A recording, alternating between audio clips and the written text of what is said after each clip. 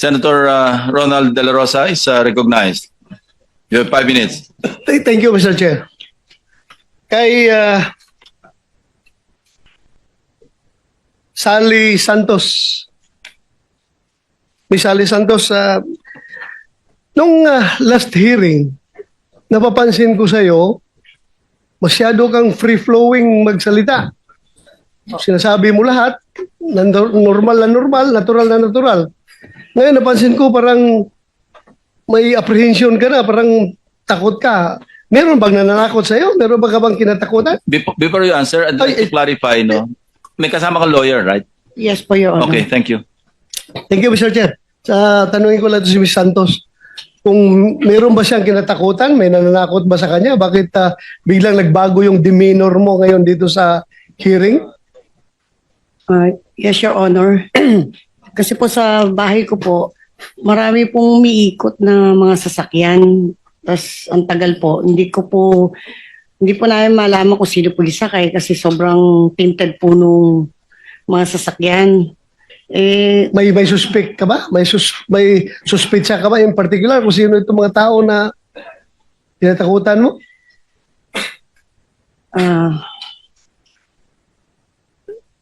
Para alam ng komite na ito, kung may mangyari sa'yo, alam namin kung sinong pwede, posibleng magiging person of interest kung may mangyari sa'yo. Ang po pwede lang naman pong gumawa sa akin dito. Sila Sino? Engineer Bryce. Sila Engineer Bryce saka sila Engineer JP. Engineer Bryce, Mr. Chair, pwede matanong si Engineer Bryce kung meron ba siyang balak na masama para dito kay Santos? Wala po. Hindi ko po iniisip yun. So, babalikan kita. Ms. Santos, may sinabi kang dito sa iyong affidavit, paragraph 18. Ayon kay Engineer Bryce, sa lahat ng pagkakataon, kinukuha nila ang buong bayad sa isang proyekto ay sila na ang bahala magbigay sa kapitan, sa mayor, kay D.E. Henry at iba pang may SOP. Totoo ba to? Yes, Your Honor. Ito sabi ni Bryce. Yes, Your Honor. Balikan kita, Bryce. Nagbibigay ka sa mayor, sa kapitan? Hindi po, Your Honor. Wala po. Wala po akong kausap na politiko. Kasi last hearing, sinabi mo na yung pera na kinuha niya sa land bank, hinahatid niya sa iyo, iniiwan mo lang sa opisina mo, at kinukuha na ni D. Alcantara. At hindi mo alam kung magkano yung pera na yun dahil hindi mo tinitingnan, hindi mo binibilang. Am I correct? Tama po, Your Honor. Nakabox po siya at mga nakasil po. Nakapak, nakasil. Opo. Ngayon, may sinabi ka bago kanina na yung hatian ng SOP ay 20%. Pakiulit nga for the record. Ano po yun? Yung sa kita po ng nung in-house construction po. Yun po yung sinasabi ko na 40% po kay DE, 20% po sa akin, 20% po kay Engineer Mendoza at dun sa isa po namin kasama. So, kinuha niya yung pera sa total amount ng cost of project na binayaran ng DPWH, kinuha ni Santos. Halimbawa, may isang project na 100 million. Yung 100 million, according to him, binabawasan niya ng 3% royalty para sa kanyang lisensya bago niya ibigay sa'yo. So what is 3% of 100 million? 3 million po. 3 million. So 97, kabuuang 97 million ibibigay niya sa'yo. Yung 97 million na yun ba yun ay, this is only an example ha. Yung 97 million na binigay niya, yan ba yun yung 20% mapupunta kay, sabi mo, DA? 20%? Pakiulit nga yung distribution. Kung magkano po yung magiging pera na na kinita, for example nga po kung nabigyan po ng 90 million o sabihin na po natin 100 million para madali po. Okay. Yung 40 million po doon na kay D. Henry Alcantara, 20 million po sa akin, 20 million din po kay Engineer Mendoza at 20 million din po doon sa isa naming kasama pa. So total of 100. Yes, Or 100 of the 90, binawasan na niya 3% eh. Binayaran sa inyo ng 3 million. So 97 million, yun ang hatian ninyo. 20%, 40% kay DA. Pakiulit. Opo. Pero ibabawas pa po dito yung mga gastos, yung mga obligasyon po sa proponent. Ayan po, alisin po muna yun. Magkano ang sa proponent? Depende po. Minsan po, meron pong 25%, minsan po 30%. Depende po kung sino po ang kausap ni Boss Henry. So ito mga proponent na ito, kilala mo ito?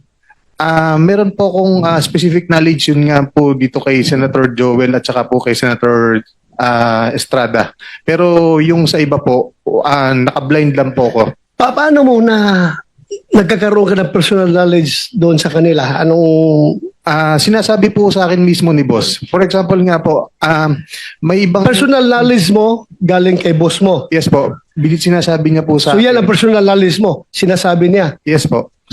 For example po, sabi po ni Boss, yung ibang mga senatorial funds daw po, si Yusek Robert Bernardo po ang kausap doon. Yusek Bernardo. Opo, Your Honor.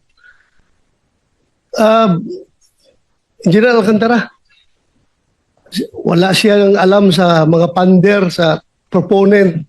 Ikaw daw ang may alam. I deny, Your Honor. Na binanggit ko na po kanina na pag lumabas po sa GAA, nag-implement lang po kami.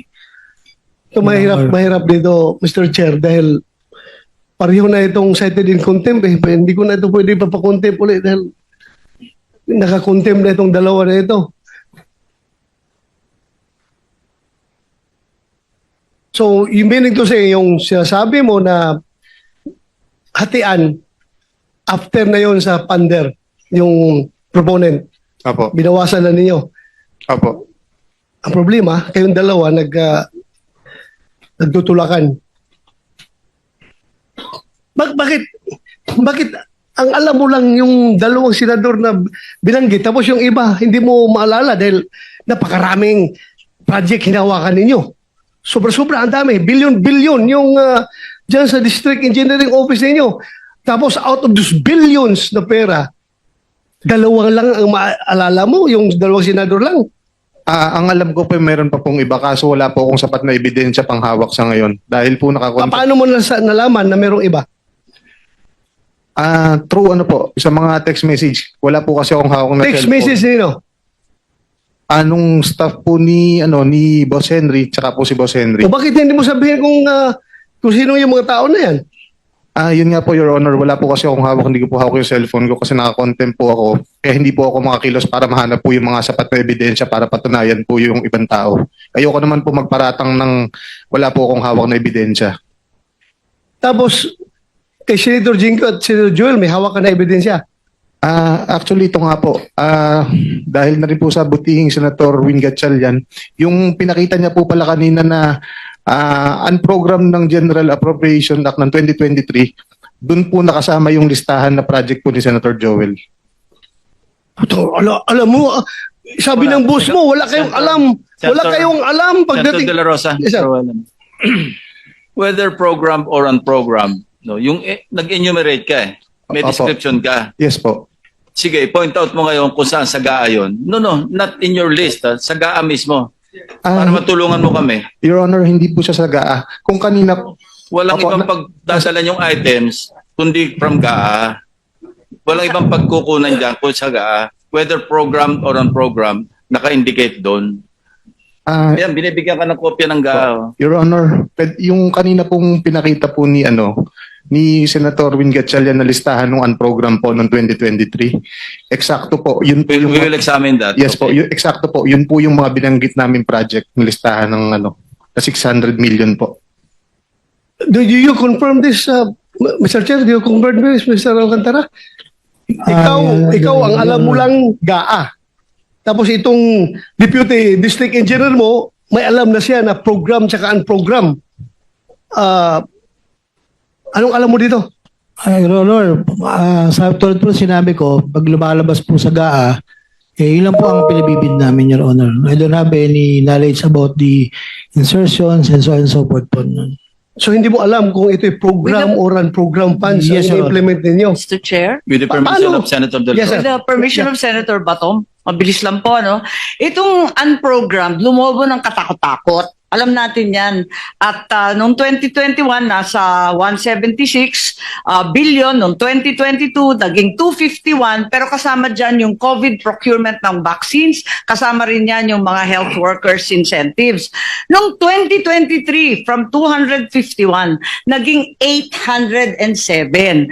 Baka yung ating mga hinahanap na mga ghost project, ghost ab initio. Sa umpisa pa lamang, ghost na sila kasi nasa listahan ng unprogrammed na ang tanging nakasabi lamang, government infrastructure projects. Noong 2023, naging 807.16 billion. Walang listahan, walang nakakaalam. Ang magic nasa DBM po. 2024, naging 731.45. Mr. Chair, can I ask Senator Aimee from the start, yung sabi mo, from COVID time, magkano? Yes. Bago mag-COVID 2021, 176. 176. Tapos nung 2022, nandyan, yung 2022, naging 251. Kasama na dyan yung mga bakuna, yung incentive sa mga health workers. Nung 2023, bakit naging 807? Teka muna, nagsagutan na kayong dalawa. Yun. One follow-up question is allowed. Sorry. Yun lang, idadagdag ko na baka yung mga hinahanap nating ghost project, wala nga sa listahan ng public works, ang DBM naman ang dapat managot. Yan nga, Mr. Back to Senator De La Rosa, and you had 2 seconds. 2 seconds. Mr. Chair, yun lang sa akin na magkakaroon na naman tayo ng budget deliberation. I hope and pray na mabantayan natin itong unprogram dahil dito pala, sa unprogram, dito pala ay ghost project na ito. Sa GAA pa lang, ghost project na. How much more pagdating sa implementation? So, yun lang Thank sa akin, you. Mr. Chair.